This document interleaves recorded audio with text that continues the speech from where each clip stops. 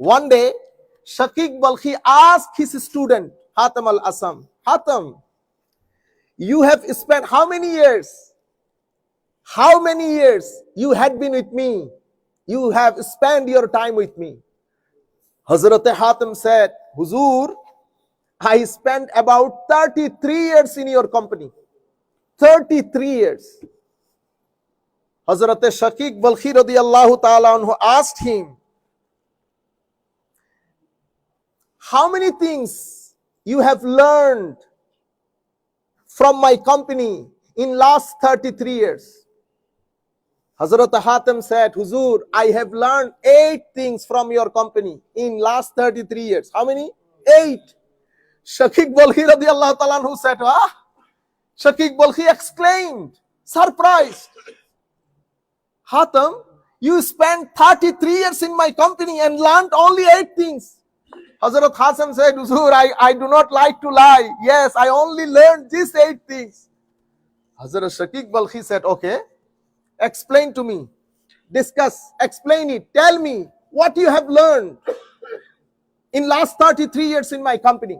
Shaqiq Balkhi radiyallahu ta'ala anhu Hatam al-Asamকে বলতেছেন, তুমি আমার সাথে কতদিন?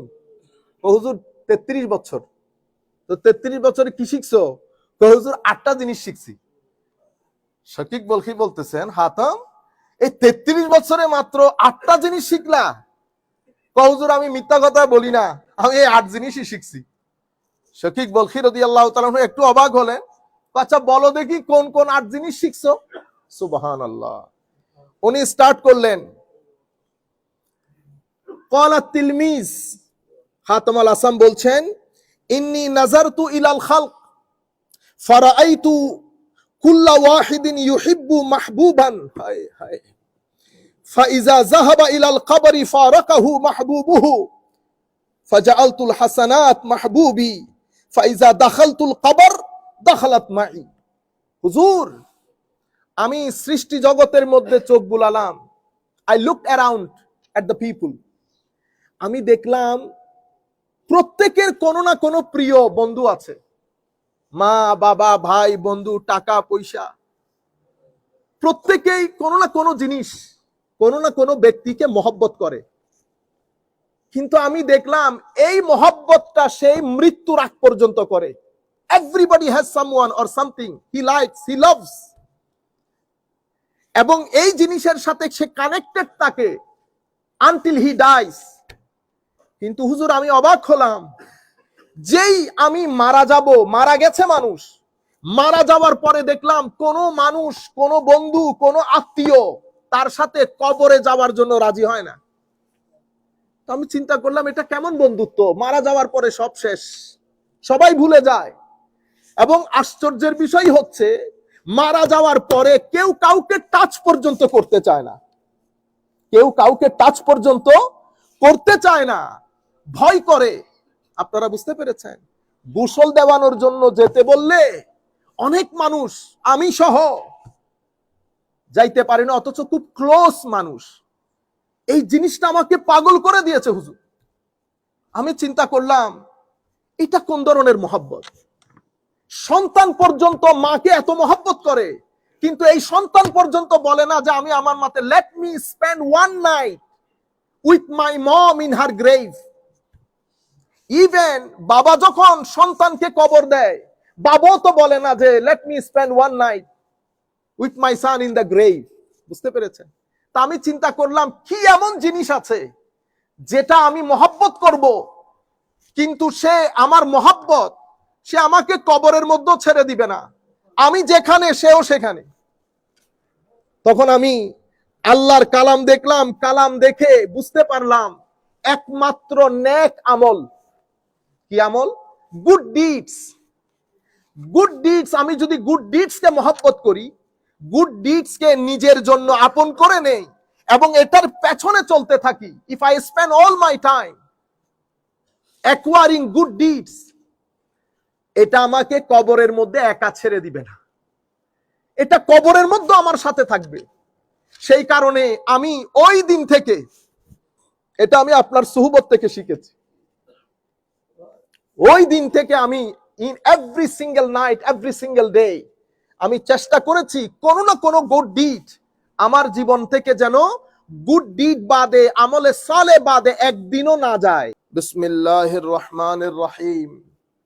وَإِذْ قَالَ لُقْمَانُ لِابْنِهِ وَهُوَ يَعِظُهُ يَا بُنَيَّ لَا تُشْرِكْ بِاللَّهِ إِنَّ الشِّرْكَ لَظُلْمٌ عَظِيمٌ صدق الله مولانا العظيم وصدق رسوله النبي الحبيب الكريم ونحن على ذلك لمن الشاهدين والشاكرين رب صل وسلم وبارك عليه। উপস্থিত সম্মানিত মুসল্লিয়ানে কেরাম, দূর দূরান্ত থেকে যারা আমাদের সাথে শরীক হয়েছেন অথবা আমাদের এই আলোচনা পরবর্তীতে শুনবেন, আমরা সকলের প্রতি অন্তরের অন্তঃস্থল থেকে সশ্রদ্ধ সালাম জ্ঞাপন করছি। আসসালামু আলাইকুম ওয়া রাহমাতুল্লাহি তাআলা ওয়া বারাকাতুহু। আজকে যে বিষয়ে আমি আলাপ করব সেটা হবে আমাদের ধর্মে নসিহা। আমরা বলি না নসিহত, একজন আরেকজনকে নসিহত করে। নসিহতের গুরুত্ব বা নসিহত এটা বলতে গিয়ে আমি মৌলিকভাবে টার্গেট করেছি, যেটা আমার আজকের আল্লাহ পাকের মেহেরবানিতে, আল্লাহ পাকের দয়ায় যেটা আমরা টপিক হিসেবে গ্রহণ করেছি, সেটা হচ্ছে হযরত শাকিক বলখি রাদিয়াল্লাহু তাআলা আনহুর সাথে হযরত হাতেম আল আসম রাদিয়াল্লাহু তাআলা আনহুর একজন শিক্ষক আর একজন ছাত্র। ছাত্র শিক্ষকের মজলিসে বসে কি শিখেছে, এটা আমি এই কারণে নিয়েছি, হুজ্জাতুল ইসলাম ইমাম গাজালি রহমতুল্লাহ আলাইহির কাছে ওনার ছাত্র একটা চিঠি লিখেছেন যে আমি আপনার সংসর্গে দীর্ঘদিন অতিবাহিত করেছি, অনেক কিছু শিখেছি, জ্ঞান গরিমার কোনো শেষ নাই, পড়াতে বসলে অনেক কিছু পড়াইতে পারি, কিন্তু হুজুর ভিতর থেকে তো অন্ধকার যায় নাই, ভিতর থেকে অন্ধকার সরে নাই। এত এলম, কিন্তু আমি নামাজে দাঁড়ালেও অন্ধকার। তাকুয়া, পরহেজগারি, আল্লাহ, আল্লাহর কুরবত, এই বিষয়গুলো আমাকে আপিল করে না, চোখ দিয়ে পানি বের হয় না। আমি অনেক সাধারণ মানুষকে দেখেছি আল্লাহ বলার সাথে সাথে চোখ দিয়ে পানি বের হয়। হুজুর আমি বুঝতে পারলাম আমার সাধারণ মানুষের কলব বাতেনের ভিতরে যেই দরদ, যেই লাভ, যেই সফটনেস, আমি এত জ্ঞান গরিমা শিখে সেটা, সেই স্টেট অফ মাইন্ডটা আমি অ্যাচিভ করতে পারিনি। হুজুর আমাকে একটু গাইডলাইন দেন। হায় হায়। তখন ইমাম গাজালি রহমতুল্লাহি আলাইহি, শিক্ষক যেমন ছাত্র তেমন, উনি ওই ছাত্রকে ফিরতি একটা লেটার লিখেছেন। এগুলাকে আমরা আরবিতে বলি রেসালা, বাংলাতে, ইংরেজিতে লেটার বলেন, বাংলাতে চিঠি বলি। তো ওই রেসালা ইমাম গাজালি আরো অনেক ছাত্রকে লিখেছেন। সব রেসালাকে একসাথে করে ইমাম গাজালির একটা বিখ্যাত কিতাব আছে, রাসায়েলে ইমাম গাজালি। মানে ইমাম গাজালির সমস্ত রেসালা গুলাকে একসাথে কম্বাইন করে এত বড় একটা কিতাব ছেপেছে। তোর ওই রেসালা লিখেছেন ইমাম গাজালি, আইয়ুহাল ওয়ালাদ, ও মাই সান। এটার শিরোনাম দিয়ে ইমাম গাজালি প্রায় 8 থেকে 12 পৃষ্ঠা লিখেছেন ছাত্রকে। কেন তোমার জ্ঞান তোমার ভিতরে দরদ সৃষ্টি করতে পারে নাই? Why your knowledge cannot create or couldn't make your heart soft and couldn't teach you the submissiveness, the love, the emotion and the nearness of Allah Almighty. তোমার জ্ঞান কেন তোমাকে আল্লাহর নৈকট্য শিক্ষা দিতে পারলো না, দরদ শিক্ষা দিতে পারলো না? এটার উপর উনি একটা চিঠি লিখেছেন। এই ঘটনাটা ইমাম গাজালি আবার ইহয়া উলুমিদ্দিন কিতাব, ইহয়া উলুমিদ্দিন, ইসলামিক হিস্ট্রির মধ্যে, in the mankind, specially in the history of Muslim ummah, মুসলিম উম্মার ইতিহাসে যত স্কলার যত কিতাব লিখেছেন, তোর মধ্যে কিছু কিতাবের কোনো কম্পারিজন নাই, কিছু কিতাব অনন্য, অতুলনীয়। তোর মধ্যে অন্যতম একটা কিতাব হচ্ছে ইহয়া উলুমিদ্দিন। This book has been translated in various languages of the earth, of the world, especially in English. So I would like to request all my youth, try to buy it from Amazon. It is, I think, consisting of a voluminous book, about 8 to 9 volumes. Eta jodi, if you can study this book throughout your life, every day 3 pages, 4 pages, 3 pages, 4 pages, you will not করবে। আর আরেকটা মৌলিক আমার অনুরোধ, যারা যেখান থেকে বসে শুনতেছেন, মুসলমানদের শান শৌকত হচ্ছে, এমনিতে আপনারা মক্কা শরীফ, মদিনা শরীফের ছবি লাগান, অবশ্যই লাগাবেন, আমাদের ঢুকলেই বোঝা যায় মুসলমানের ঘর।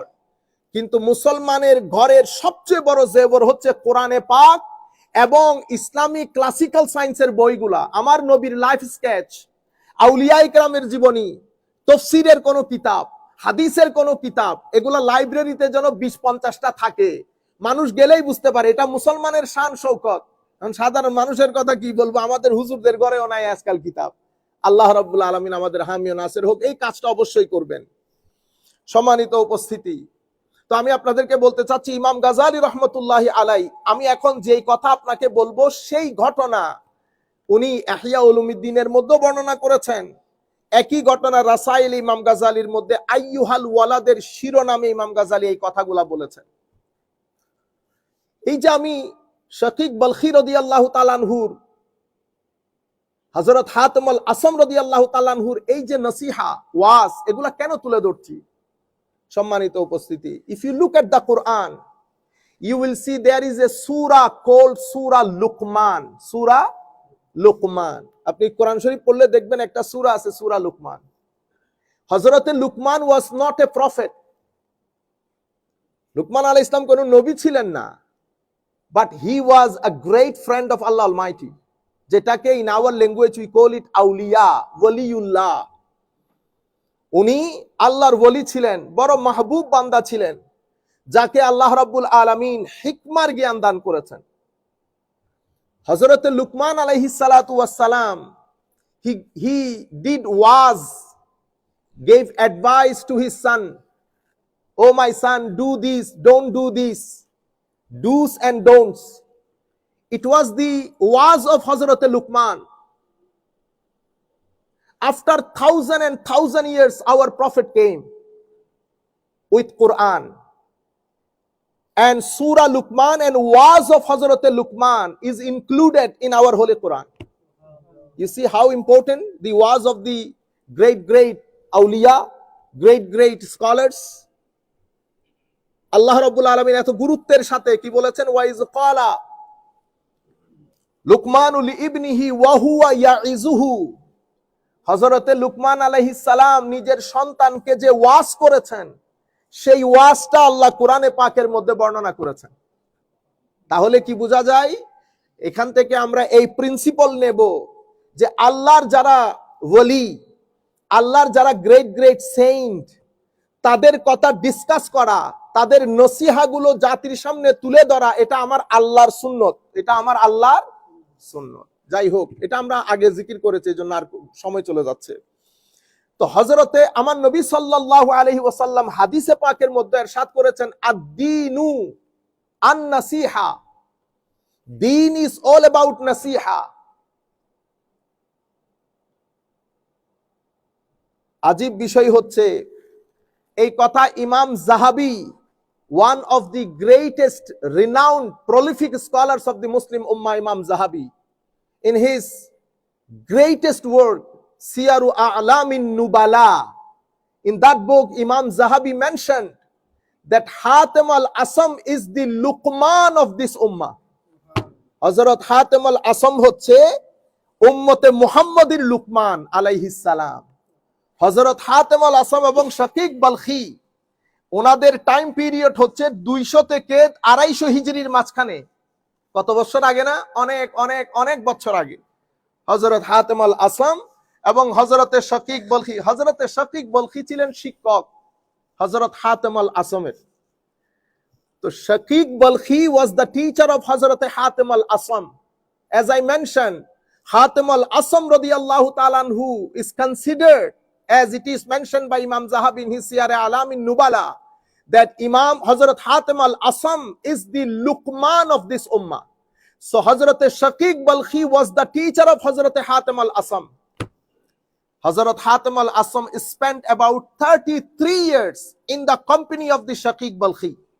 One day, Shaqiq Balkhi asked his student Hatim al Asam, Hatim, you have spent how many years?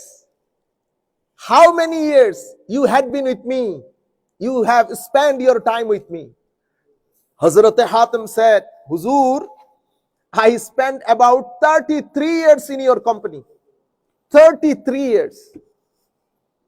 Hazrat Shaqiq Balkhi radiyallahu ta'ala anhu asked him,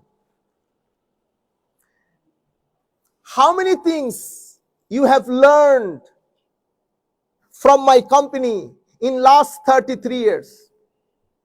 Hazrat Hatim said, Huzur, I have learned 8 things from your company in last 33 years. How many? 8.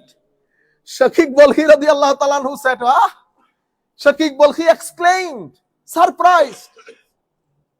Hatim, you spent 33 years in my company and learned only 8 things.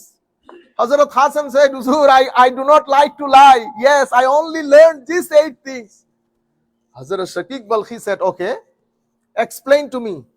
Discuss, explain it. Tell me what you have learned in last 33 years in my company. Shaqiq Balkhi radiyallahu ta'ala anhu Hatim al-Asam কে বলতেছেন, তুমি আমার সাথে কতদিন? হুজুর 33 বছর। তো 33 বছরে কি শিখছো? হুজুর 8টা জিনিস শিখছি। শাকিক বলখি বলতেছেন, হাতাম এই 33 বছরে মাত্র 8টা জিনিস শিখলা?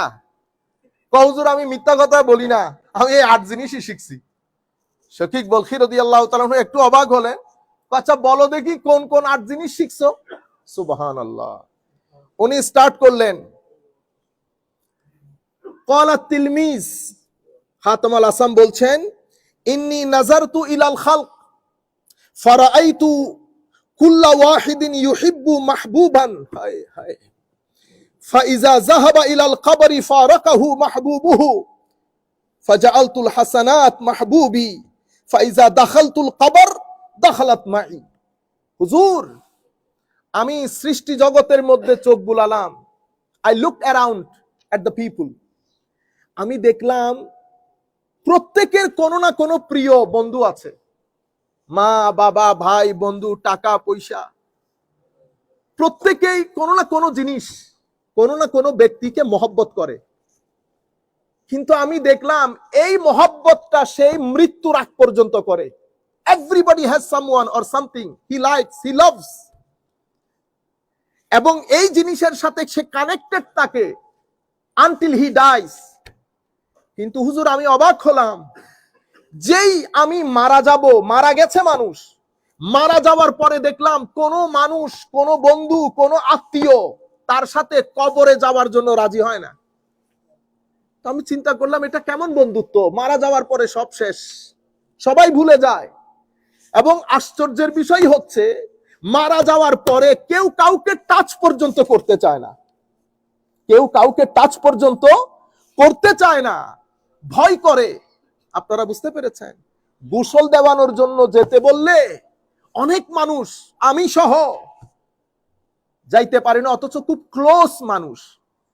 এই জিনিসটা আমাকে পাগল করে দিয়েছে হুজুর। আমি চিন্তা করলাম এটা কোন ধরনের মহব্বত?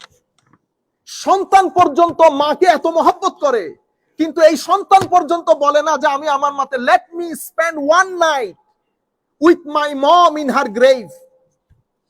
ইভেন বাবা যখন সন্তানকে কবর দেয়, বাবাও তো বলে না যে let me spend one night with my son in the grave. বুঝতে পেরেছেন?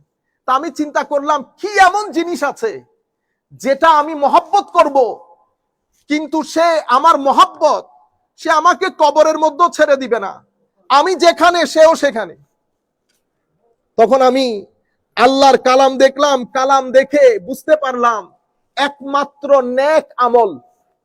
কি আমল? Good deeds.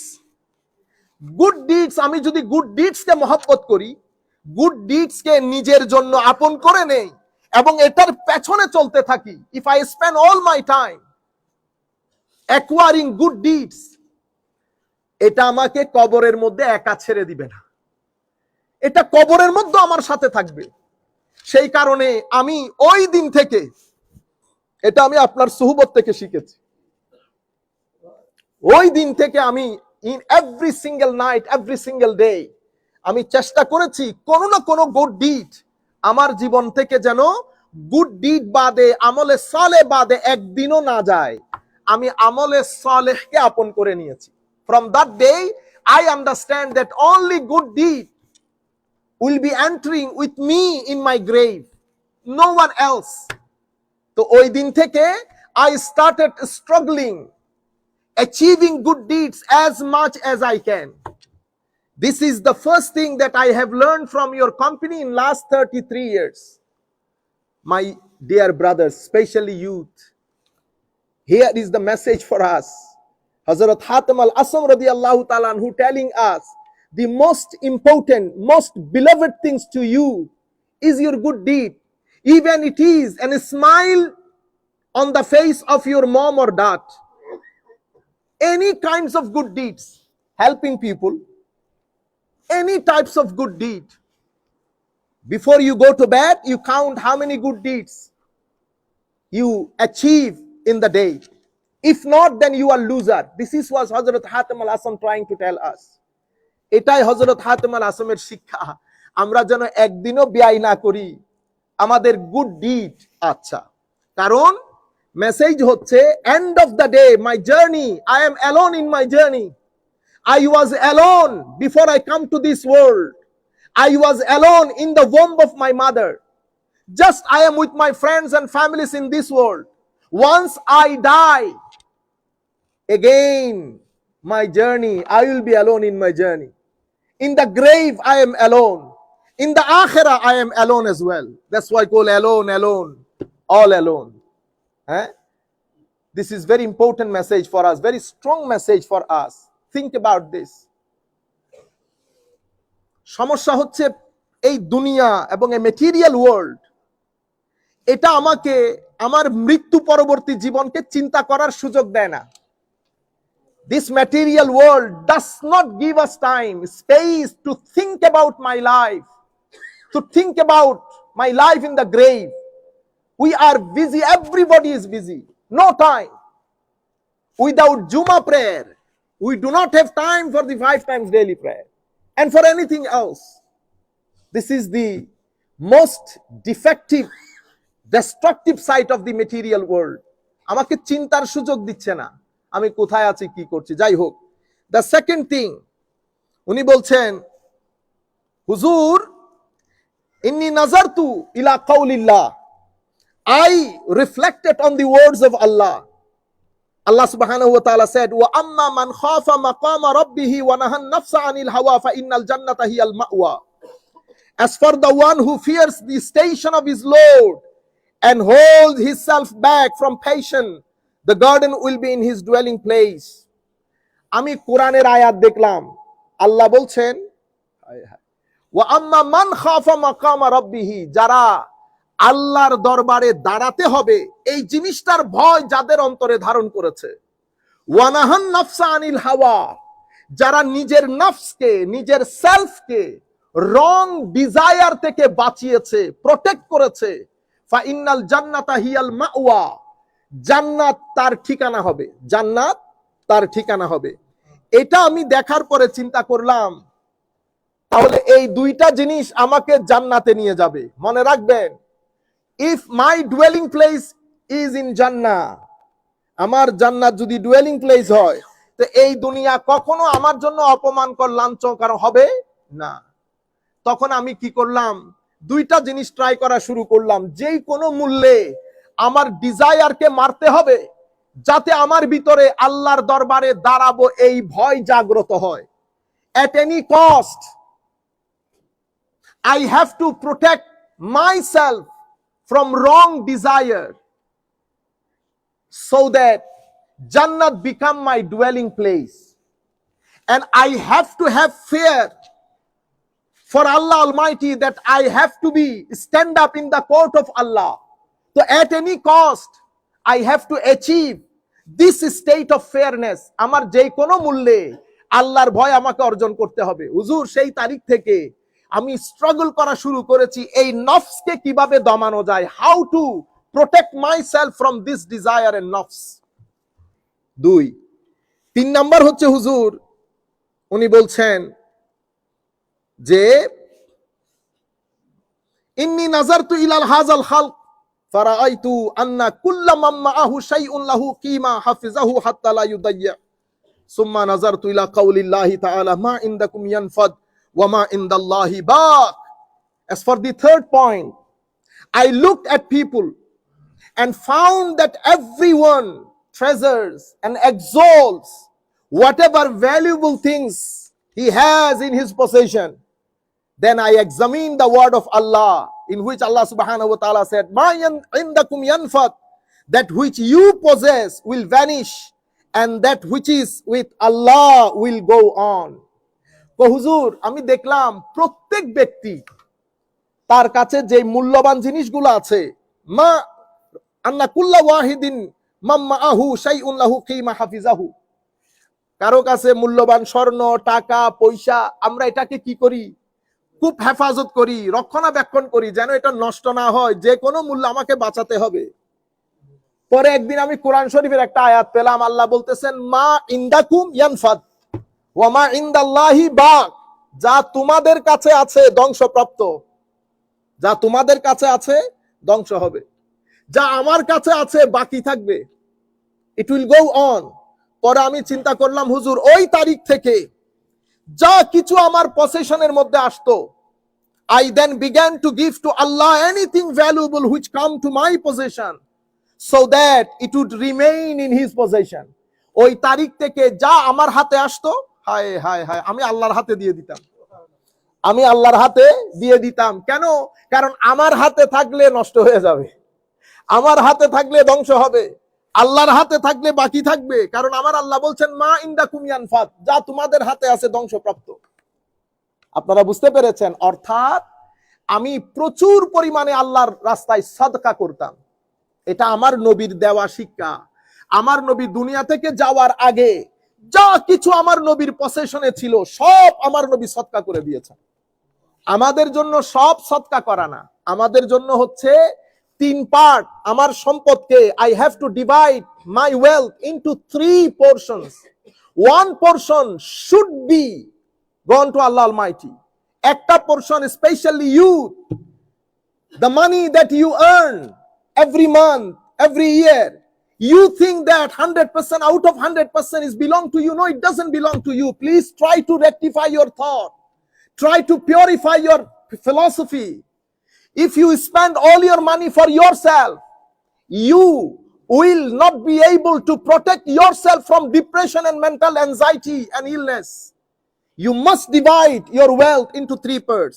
1 is for you, 1 is for your son and daughter, for your future. The 3rd portion is for your relatives, for a destitute class of your society. আপনি অবশ্যই আপনার সম্পদের এক অংশ গরিব গুরাবার জন্য ব্যয় করবেন, এতে আল্লাহ সন্তুষ্ট হবে। This is how you can please Allah. Once Allah subhanahu wa ta'ala is pleased with you, then you will see how enjoyable your life is, how good your life is, how peaceful your life is, how calm your life is. আপনারা এই জিনিসটা আমরা হযরতে হাতাম আল আসম রাদিয়াল্লাহু তাআলা আনহুর কাছ থেকে আমরা আজকে 2-4 মিনিট একটু লেট করব। এর পরবর্তীতে 4th নম্বরের মধ্যে হযরতে হাতাম আল আসম বলছেন, আমি দেখলাম, নাজারতু ইলাল খালক ফারাআইতু কুল্লা ওয়াহিদিন ইয়াতাবাহা বিমালিহি ওয়া হাসাবিহি ওয়া নাসাবিহি, আমি আল্লাহর সৃষ্টি জগতের মধ্যে নজর দিলাম। হুজুর, কেউ দেখলাম টাকা পয়সা নিয়ে বড় অহংকার, কেউ তার নসব মানে পরিবার লেনেজ, কেউ তার পাওয়ার, কেউ তার লেখাপড়া, এক একজন এক এক জায়গায় সম্মান তালাশ করে। কেউ নিজের লেনেজ বলে সম্মান পায়, তালাশ করে, যে চায় যে মানুষ তাকে সম্মান করুক। কেউ টাকা পয়সা, কেউ পাওয়ার। উনি বলছেন বিমালিহি আও হাসাবিহি আও নাসাবিহি। আমি চিন্তা করলাম, কেউ পাওয়ার দিয়ে সম্মান খুঁজে, কেউ টাকা দিয়ে, কেউ ইজ্জত, কেউ এলম দিয়ে ইজ্জত খুঁজে, বলে না আমি অমুক। আমি আল্লাহর কালাম পড়লাম, আল্লাহর কালামের মধ্যে আল্লাহ বলছেন, ইন্না আকরামাকুম ইনদাল্লাহি আতকাকুম, indeed the noblest of you in the sight of Allah is the one who has the most fearful awareness. আল্লাহর দরবারে সেই ব্যক্তি সবচেয়ে সম্মানিত যার তাকওয়া বেশি। আমি বললাম, এখানে সম্মান খুঁজে লাভ কি? আমি তাকওয়া পরহেজগারি কিভাবে অর্জন করা যায়, আমার সম্পূর্ণ এফোর্ট আমি তাকওয়া অর্জনের কাজে লাগালাম। কারণ আমার আল্লাহ বলছেন, তাকওয়া যার বেশি সম্মানও তার বেশি। তো আমি এই টাকা পয়সার দাম দায়, তারপরে লেখাপড়া, পাওয়ার, এগুলা বাদ দিয়ে আমি তাকওয়া অর্জনে লেগে গেছি। উনি বলছেন যে as for the fourth item, I looked around at people and saw that everyone places his trust in wealth, descent, honor and lineage. Everybody. তখন when I examined these things, I found them to be without substance. আমি এগুলাকে পরীক্ষা করে দেখলাম, আমি দেখলাম আসলে এগুলার কোনো ভিত্তি নাই, এগুলা নির্ধারিত সময় পর্যন্ত না। পরে আমি then I considered the word of Allah, inna akramakum indallahi atqakum. Therefore I devoted myself to fearful awareness of Allah so that I could have honor in the sight of Allah. আমি চিন্তা করলাম আল্লাহর দরবারে যে ব্যক্তি সম্মানিত সে সব সময় সম্মানিত। বাকি যে সম্মান আমি আমার চোখ দিয়ে যেটা দেখেছি, এক জায়গায় জুমা পড়তে গিয়েছি, মানুষ চিনবে বিদায় মাস্ক পরে গেলাম, একজন বড় লোক, আমাদের বড় আলেম, আমি দেখলাম জুমার পরে মানুষ হুমড়ি খেয়ে পড়ছে একটু হ্যান্ডশেক করার জন্য। তার ঠিক দুই পাশে দুইজন বড় হাই ওয়েট মন্ত্রী, যিনি ইতোপূর্বে সরকারের মন্ত্রী ছিলেন, দুইজন, এমনিতে নরমাল মন্ত্রী না, কোনো কিছু ঘটলে সাংবাদিকরা যাদের ঘরের দরজায় লাইন ধরে দাঁড়িয়ে থাকে, হেভি ওয়েট মন্ত্রী, দুই মন্ত্রীর সাথে আমি দেখলাম শুধু দুইজন মানুষ, কেউ ফিরেও তাকাচ্ছে না মন্ত্রীর দিকে। আরেকজনকে আমি নিজে জিজ্ঞেস করেছি, মারা গেছেন কিছুদিন আগে। হায় হায়, উনি আমাদের স্কুলের মাস্টার ছিলেন। যেই পার্লামেন্টের মেম্বার ছিলেন, যেই মেম্বারগিরি খতম, বিয়ের অনুষ্ঠান, আপনি চিন্তা করতে পারবেন ইতোপূর্বে বিয়ের অনুষ্ঠানে ওনাকে কথা বলা তো দূরের কথা, সালামও দিতে পারতাম না, আশেপাশে মিনিমাম 150-200 লোক থাকতো। যেই পার্লামেন্ট থেকে খতম, সেই বেচারা বসে আছে, আসসালামু আলাইকুম স্যার। ওয়ালাইকুম সালাম। স্যার মানুষ কই? পার্লামেন্টের চেয়ারও শেষ, মানুষও শেষ। আপনারা বুঝতে পেরেছেন, এটা অনেক স্ট্রং মেসেজ। এখানে হযরত হাতেম আল আসম বলছেন প্রত্যেকেই যার যার ট্রাস্টকে তারা কি করেছে, সম্পদে পাওয়ারে ব্যয় করেছে সম্মান তালাশের জন্য। আমি দেখলাম আল্লাহর আয়াত, আল্লাহ বলছেন আল্লাহর দরবারে যে সম্মানিত সে সব জায়গায় সম্মানিত। পরে আমি ইন্না আকরামাকুম তাকওয়ার পিছনে লেগে গেলাম হুজুর। আমি আই ডিভোটেড মাইসেলফ, পরিপূর্ণরূপে ডিভোশনের সাথে আমি তাকওয়া পরহেজগারি অর্জনে নেমে গেলাম। এটা আমার 4 নম্বরের বিষয় ছিল। আর বাকি 4টা সহ আমরা আগামী জুমায় আলোচনা করব, অনেক লেট হয়ে যাচ্ছে ইনশাআল্লাহ। তো হযরতে শাকিক বলখি রাদিয়াল্লাহু তাআলা আনহু 8টা জিনিস শোনার পরে আমরা 4টা বলছি, আগামী জুমায় সামারাইজ করব ইনশাআল্লাহ। শাকিক বলখি এটা শোনার পরে অবাক হয়ে গেছেন, বলতেছেন হাতম, ওয়েল ডান বেটা, I have recited Bible, I have recited Taurat, Injil, all previous available books, and as well as Holy Quran. Whatever things you mentioned, যে 8টা জিনিস তুমি বলেছো, আমি পুরা, if you want me to summarize all the divine books of Allah Almighty, I can tell you with guarantee that's the message, core message of the divine book of Allah Almighty is these 8 things. তুমি, আমি যদি summarise করি, এই 8টা জিনিস হচ্ছে সমস্ত বইয়ের মূল কথা, সমস্ত বইয়ের মূল কথা। তো প্রথম উনি আমলে সালেহার কথা বলেছেন, এরপরে তাকওয়ার কথা বলেছেন, এরপরে নফসকে দমানোর কথা বলেছেন। এভাবে 4টা জিনিস শেষ করেছি, বাকি 4টা ইনশাআল্লাহ আগামী জুমায় বলবো। জাযাকুমুল্লাহু খাইরাল জাযা ফিদ দারাইন। আসসালামু আলাইকুম ওয়া রাহমাতুল্লাহি তাআলা ওয়া বারাকাতুহু।